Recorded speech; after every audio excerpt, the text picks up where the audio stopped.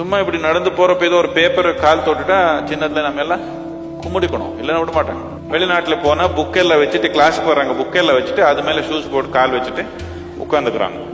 அவருக்கு அப்படி தெரியல, பேப்பர் தானே இருக்குது, அதுல என்ன இருக்குதுன்னு சொன்னா, பேப்பர்ல என்ன இருக்குது, கடவுளா இருக்குது, புத்தகத்துல கடவுள் இருக்குதா?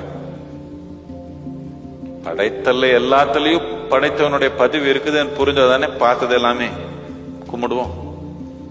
மனிதனுக்கு படைத்தலுக்கு மூலமானது பாக்குறதுக்கு இது இல்லை. நம்ம கலாச்சாரத்தை அடிப்படையே இதேதான். மரம் பார்த்தா மரம் கும்பிடிக்கலாம், மாடு பார்த்தா மாடு கும்பிடிக்கலாம், புத்து பார்த்தா புத்து கும்பிடிக்கலாம், நாய் பார்த்தா நாய் கும்பிடிக்கலாம்.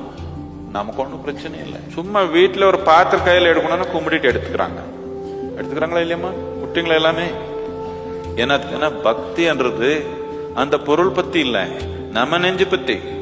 இப்ப நான் இப்படியே போறேங்க, அங்க செம்மேடு பக்கத்துல அங்க ஒரு புத்து இருக்குது. அவர் அதுக்கு ஒரு நல்ல சாரி போட்டு மஞ்சள் பூசி பூஜை பண்ணிக்கிறாங்க.